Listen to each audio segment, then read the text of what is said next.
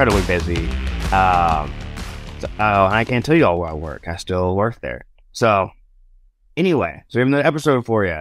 I have one of my good friends, Elizabeth McInnes, on, and yeah, she's a good friend from college. We met at this other group that should not be named, and yeah, so Elizabeth, you can introduce yourself, tell us a little about yourself.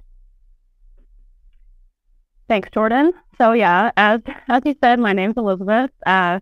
I went to the University of Washington with Jordan, majored in international studies, minored in Russian. So I like politics. So yeah, I work at a place that also cannot be named. Yeah, living in Seattle. Cool. Yeah. Oh, by the way, when I first met Elizabeth, I realized we were from the same city. So we're both from Tacoma, because most people that went to school with in college were not from there. So I was like, "Whoa, you went to Tacoma? That's crazy." Yeah. So we connected on that. I think pretty soon. After we had first met. So we got a good episode for you. It's kind of a passion for both of us. So what are we talking about today? Is topic of foreign policy. So I think I'm not sure if I mentioned this in any other episode. So I majored in political science with a focus on international security. So my whole stitch is like war and politics, right? Like almost said I love war, but I like to study it. I read about it. I forgot this is audio, so I would pull up a book and be like, oh yeah, this is kind of my jam. I have a book called Why We Lost. It's about how we lost the war, or at least why this particular author believes we lost the war on terror. So I love talking about this kind of stuff. And me and Elizabeth get in these conversations all the time. And yeah, so basically I think the premise is basically we're just talking about why should Christians care, and why should they? Why should they care about American foreign policy? I think this is one of those topics that's really far removed from most Americans' minds. Which I get it. We all got lives. We all got jobs, and some of us are married with kids, right? We don't have time to sit there and think about what's China doing in the South China Sea, right? But we do think it's still important for us to be somewhat informed on these things. That's what we're going to be talking about. So I give you start off with the first question is, should Christians care? Particularly American Christians. Should American Christians care about American foreign policy? And foreign policy encompasses a lot of stuff. Foreign economics, war, politics, national security, national defense, blah, blah, blah. So, Elizabeth, what do you think? Well, I think we should start off by saying, and you kind of touched on it, but we're both a little bit biased because we both studied international politics. We got to know each other in like a Chinese government class, so we have that background. So it's always my first instinct to say, yes, we should care about foreign policy, but coming at it from an American Christian perspective, I think is a whole other thing because, we have this mandate, I would say, to be like good stewards of the world, but does that mean that we should get into politics and get into this thing that's, in my opinion, sort of meant to be separate from the church? And how should that look like? So I guess my first thought is, I don't really know. I just think there's a lot of things that go into it, and it depends also on your background, because I came from a more conservative church that was like really invested in American politics to the point that I think it was too much, and it got in the way of the preaching at times. So there's definitely a balance you have to strike. For sure. Yeah, I think what you just said is crucial, where it's like, what we don't want to do is wed our Christianity to a political party, as in what we see all the time is that people will say the Republican Party, or at least no one says this, but a lot of people believe it, as in the Republican Party is God's party, right? Like, if you are not a Republican, then you are not a Christian.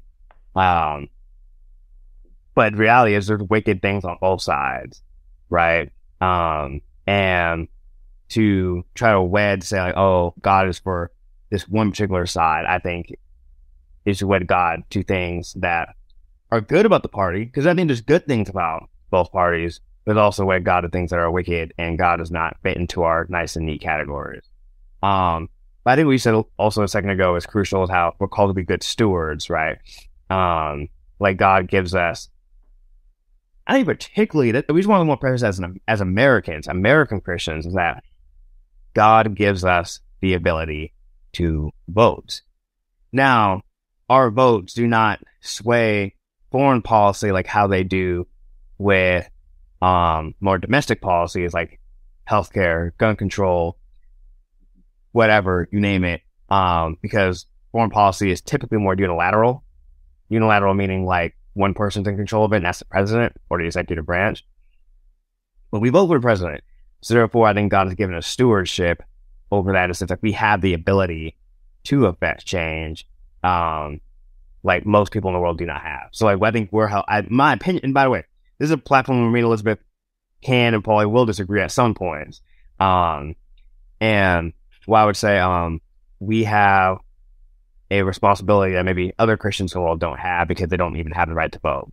Like I would not put this responsibility on people, the Christians in Iran do not have the same responsibility as we do, because born to a very small population, and I'm not sure how their system works, but I'm assuming it's going to be very different, and Christians probably do not have an easy life in places like Iran. So it's different. So we're not saying this is for universally for all Christians. That's why we want to preface saying American Christians. Mm-hmm. Especially since, I mean, you may have touched on it, but especially since like America has a bit more of a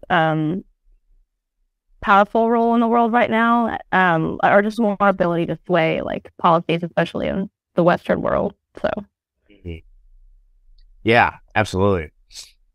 And I guess my response to my own question, as far as like why should Christians care, I would say Christians absolutely care about foreign policy, because I'll say as Americans first, there's a lot of things, because whether you like it or not, whether the United States is in the world as the leader in economics, in military relations, and politics, like we are what you call a hegemon, which basically means like an uncontested world power. Like we can project power in so many different ways, to so many different places in the world that you can't even imagine, and that comes with certain issues where things that happen in the world do affect us. We can't just simply say, "Oh, that happens over there. It doesn't matter to us," because it does, whether we like it or not. Hey, you might not like that we're in that position, but we are. So what do we do while we're here? And I think when we say we don't care about foreign policy, I think we say that, but then things happen.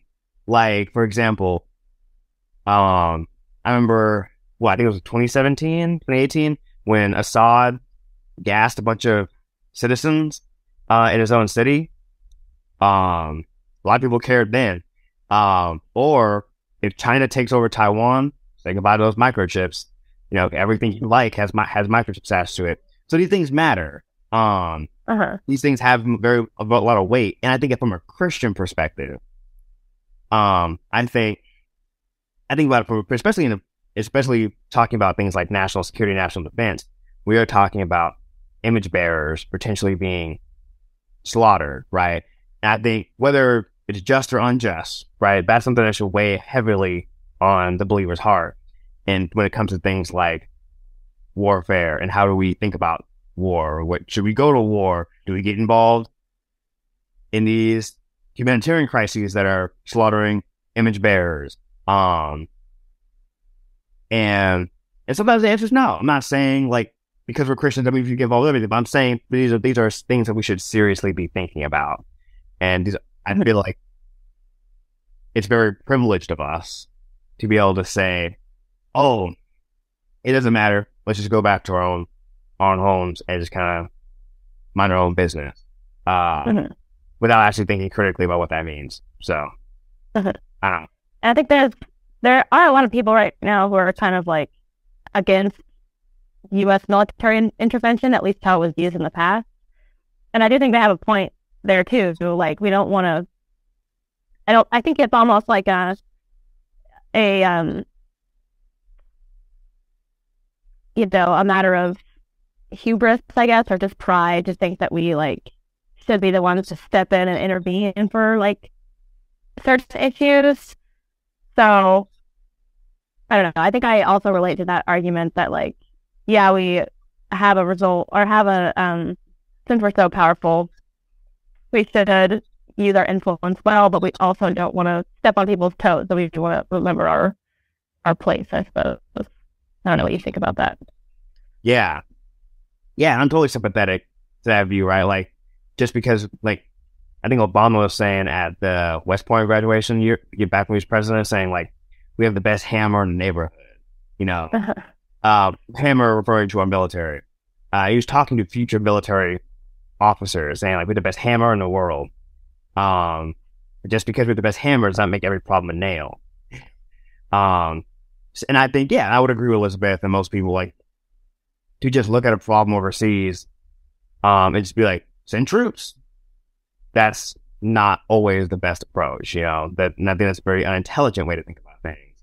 I guess, Elizabeth, I want to ask you, what is the, like, obviously none of us here are experts, but people who like talk about these kind of things, wonder about these things. Do you have a criteria, I guess, for what would military, or so I guess to simplify our terms, like humanitarian intervention means when you send military resources to fix a humanitarian problem. Like what happened in Somalia in the 90s where warlords were hoarding food, so we sent troops to stop them from hoarding food. Military intervention, I think, just basically means like sending military troops to stop a military problem. Like we don't like what the military is doing, like going to war with another nation, I would say it was probably military intervention. But I think what we're probably going to talk more about is probably more nuanced and more humanitarian intervention, right? Like genocides. What do we do as a nation? I guess what has been your thought process on that? And it's okay if you don't have answers, because I don't think anyone who claims you have the answer will probably be disingenuous. So. Yeah, I definitely don't have an answer, and I'm glad I'm the person who doesn't have to make a decision like that. I think what always trips me up when I think about things like this is like, how do you know something has gone too far and intervention needs to happen? I think I tend to want to look at, the better side of a situation and like close my eyes to the worst part. So, when do you know something is a genocide? Because, yeah, I would say that if there's a genocide going on, I think we would have a duty as a country to intervene. If it has to be militarily, I think that's still justified. I think humanitarian intervention for sure needs to happen. But the question for me is, how do you know when you're in that situation where you need something like that? And that's not something I think I'm really capable of answering, just because, I've struggled to see that for myself, to see when it's necessary. So, yeah, and I guarantee you, people in the White House, people at CIA headquarters, probably thinking the same thing.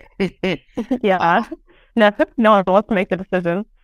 Yeah, and it's tough because it's like we look at other historical examples of Rwanda. Like a lot of people say we should have intervened in Rwanda, but they forgot we intervened in Somalia for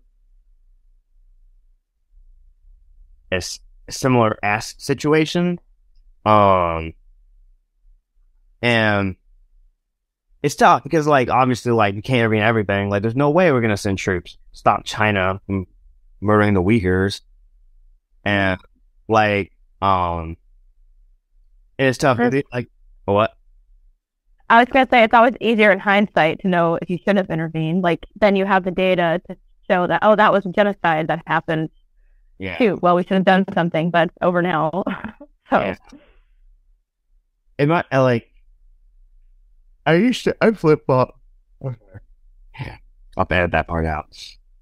I flip flop a lot on this because, like, I feel like at this moment, I'm probably more. If I was in charge, of like, if I was a president, I probably would not intervene in most stuff. Because it's like, I think there's so many ramifications. I don't know. There's so many ramifications for it. And it's so easy to get things wrong, right? Like we thought we were just there to, get food to the Somali people, but then we ended up losing, a ton of U.S. troops, even more Somali, lives in the battle that happened in Somalia, known as the Battle of Black Hawk Down. Well, it wasn't called Black Hawk Down. It was the Battle of Mogadishu, that led to the known event called Black Hawk Down. And that's what kind of caused us to just get up and leave. So it's really tough. Cause you think something's going to be simple, but it is not.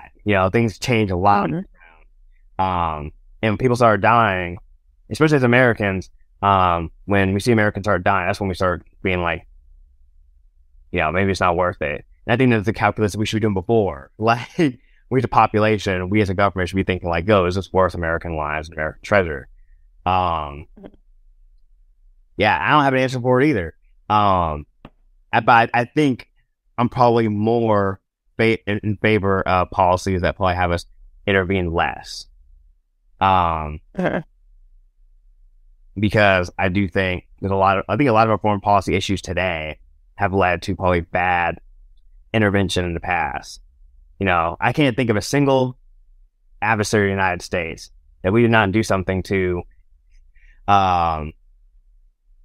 before, they became an adversary today, right? Like a lot of people don't know that Saddam Hussein was a CIA contact back in Egypt before he went to power. We toppled the Iranian government in the 50s. Yeah, there's a lot of things we get involved in, and it's like we kind of reap the rewards of it later. And it's not to say there haven't been positive examples, but it's just, I don't know. It's really difficult. And then we get into the whole question of like, what is the United States' position? Like, do we actually have a responsibility to protect, people who are not our own? And that also kind of gets into like U.S. leadership, right? Like, people say, well, if the United States is going to be a leader, then we do have to intervene. Like, what does being a leader on a world stage look like? And I'll think about that one. I don't know, Elizabeth, you got anything? Man, it's a tough thing to think about. I don't know. I think like a lot of places, you're right, where we've intervened in the past, we didn't have a lot of context for the situation, and it ended up getting us into these situations that we then had to scramble out of. But we still have a moral obligation, I would say, to people in other countries who are experiencing certain things, but do we risk our own military? Do we risk our own country to help them? And maybe that's where we have, as Christians, maybe, and not as Americans, maybe we can have more freedom to help people when the government can't because it's too high of a stake, or they just have their political interests in mind. And I don't know if that makes sense to you. So you're talking about ways to affect foreign policy outside of government. Yeah, because just like you were saying, like we've seen in the past that our military intervention doesn't always end well. So does that mean that we could have more positive change as Christians than as solely as Americans? Gotcha. What do you think that would look like? Like, do you have like an example? Like, I guess the minimum would be like donating or finding a cause that you want to help, that you don't feel like the government is handling well. I mean, the most extreme would be like traveling there, volunteering for an organization, or going on some sort of mission trip, long-term mission trip. But again, we're getting off the topic of American leadership, but just seeing that military intervention is often politically motivated, like it was with the intervention in Iran in the 50s. Maybe we have to think about, as Christians, how do we help without the political motivation? Yeah, I think what you're touching on is like NGOs, non-government organizations. Now, I would probably say I think that is an aspect of American leadership, right? Like the fact that Americans have the ability to send troops, send money, but also send civilians, whether through the State Department or through just other nonprofits and stuff. Yeah, like we send a lot of people all over the place to do a number of things, right? Like we have the Peace Corps, we have religious organizations, we have a non-religious organization to go overseas and do stuff. Yeah, and they do great work. And it's just tough because I feel like when I look at those, it's almost like they can only do so much. Because I don't know, me being really interested in things like the military, it's like, man, how do they affect change and things like I mean, I guess maybe the question is, I think maybe as Americans would be comfortable that we can't control everything. And that's something that maybe there's sometimes the best case scenario is to pick up the pieces, which probably is best done by nonprofits. Because at least then no, there isn't like a huge political motivation behind it, because it's not like the State Department or CIA is like, hey, we're coming to help. Yeah. Yeah, it is tough. And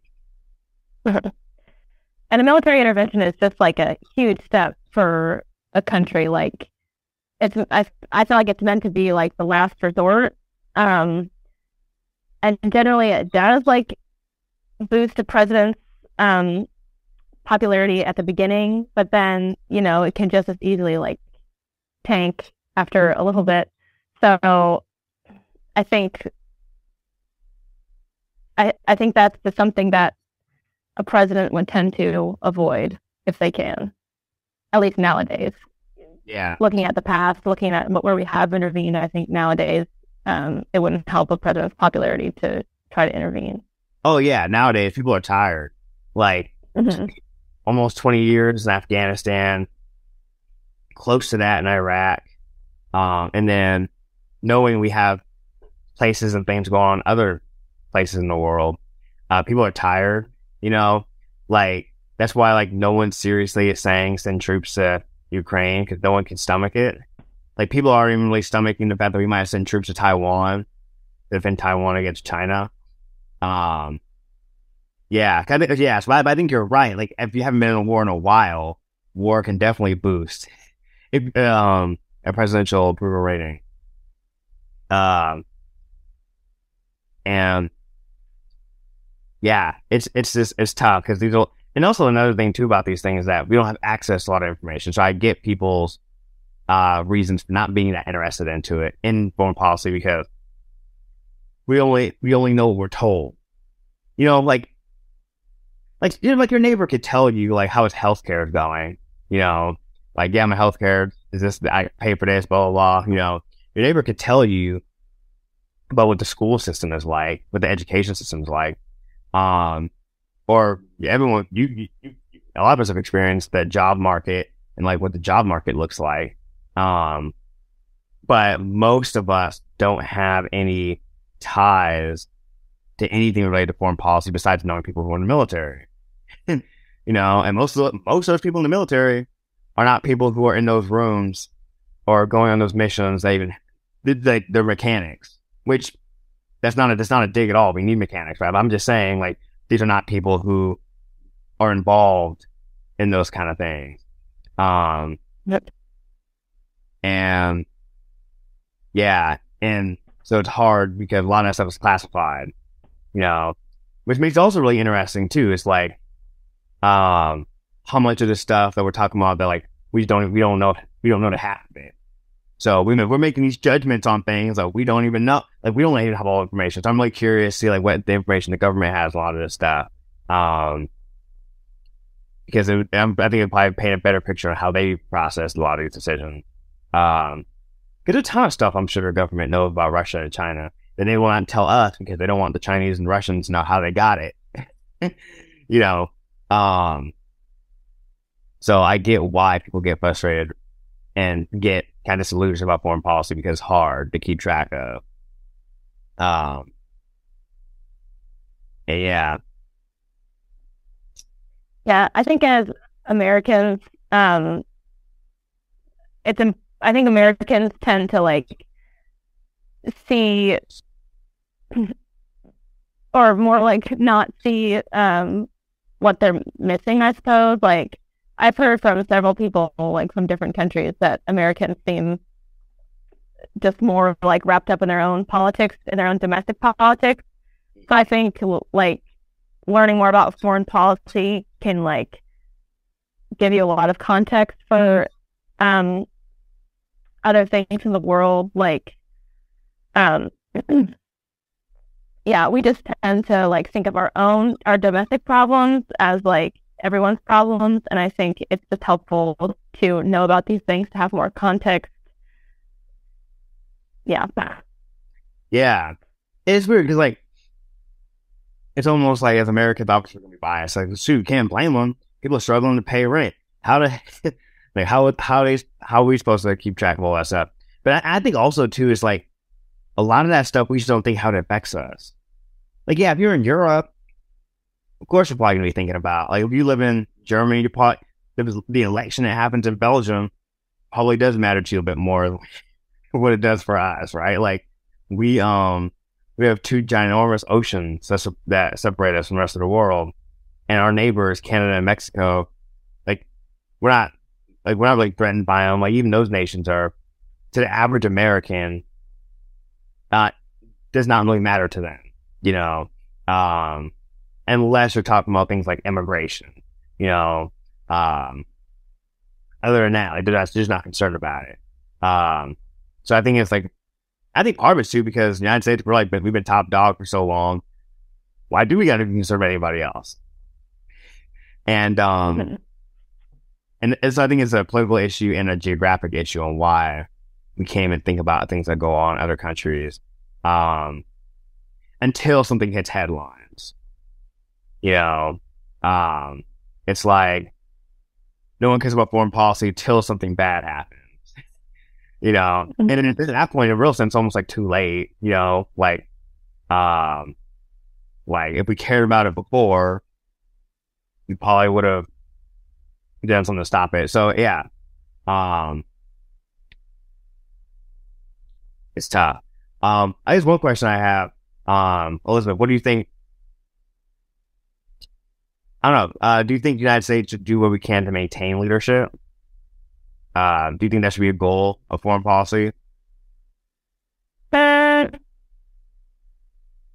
think so. I think just the concept of like being a leader is a good thing. Like I think nowadays we don't see it necessarily as a good thing when it's in the context of Americans and foreign policy, but when it's done correctly, it's meant to be something good. So I think we should strive to make policies that benefit our partners, to like be a mediator for other countries if that's necessary. We should strive to do this, the parts of leadership that are good. We should, be careful, of course, of when that leadership becomes too oppressive, which I think people are wary of nowadays. But if done correctly, then it's a good thing. Yeah. I go back and forth on this. I think one thing, and I would agree with you, but for me, it's like, man, if leadership does come with all the responsibility, because Because yeah, I mean, yeah, if we are going to be a leader in how we are right now, then yeah, why wouldn't we be in everyone's face? Yeah. Yeah. Like, dude, we got. But then, Yeah. Oh, what? Keep going. sorry, I was gonna say we have a lot of divisive domestic politics right now, so maybe we're not able to like lead as well as we can when we're divided inwardly. So, a house divided cannot stand. Um, so I mean, maybe in that case, we would be too optimistic to say that we could be good leaders right now. Yeah, yeah. At the fact that like we have so many other legitimate issues at home, it's like why are we over there trying to tell other people what to do? I know. And then also too, I think a part of that is that one of the reasons why a lot of, you hear a lot of experts talk about how one of the reasons why American foreign policy has not been great the past 20 years because there's been no consistency. And in like in the Cold War, there's a lot of consistency. Everyone was trying to beat the Soviets. You know, we couldn't let the Soviets win anything. So there's a mission, there's a cause, right? People were bought in. The war on terror was similar for a while, but then it started to drag on. People started seeing it as pointless, and people started asking questions, what are we doing? And then even in the midst of the war on terror, there was not unanimous ways of applying policy. Like, I won't get into it, but like even things on the ground, right? Like one platoon of soldiers or operators would do things one way, then they would leave and they would be replaced by another platoon. And they would just do things differently. There wasn't a whole lot of unanimity in how we do things. And I think that a lot of that is because the nature of how we fight wars now, people go home a lot more often than they used to. Like back in the day, you didn't go home until the war was over. But now you can go to combat zone for like 3 months, and then come back and then go back another 3 months. Yeah. I think also how our democratic process works. We think in 4-year terms. I don't want to do 2. Well, they can't see anyway. You think in 4-year terms. Well, our adversaries think in indefinite period terms. Like, they're going to be in power forever because they don't believe in democracy like we do. Or republic, I guess. But yeah, so it's like, so it's hard. I don't know. It's like almost like I don't want to give up leadership because if we do give up leadership, I don't think anyone wants the Chinese Communist Party to take over or Vladimir Putin's Russia to take over. But I don't know. It's like, man, do we want to continue doing what we're doing?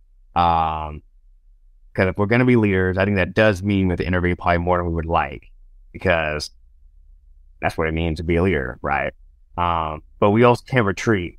Like Dan, like Brooke, I think he's a representative of Houston, Texas, Dan Crenshaw. He talks about how, what do you say? He said basically like how the world's a lot smaller now. We can't just retreat and go home because it's like an 11-hour flight from Moscow to probably the East Coast, like it's just a lot of time. Back in the 1800s, that was very possible. You could be like, we're going to stay at home. We did nice places, but that's besides the point. But we colonized places and most of it in our own region. We did not go across oceans for the most part to do things. But yeah, I don't know. I don't. And sorry, like we saw in Afghanistan too. Like once you're in a place intervening, then when you leave, you're going to cause sort of a vacuum, So there's that risk too. Like you could end up doing some damage if it ends up being too big of a task for you to handle. Yeah.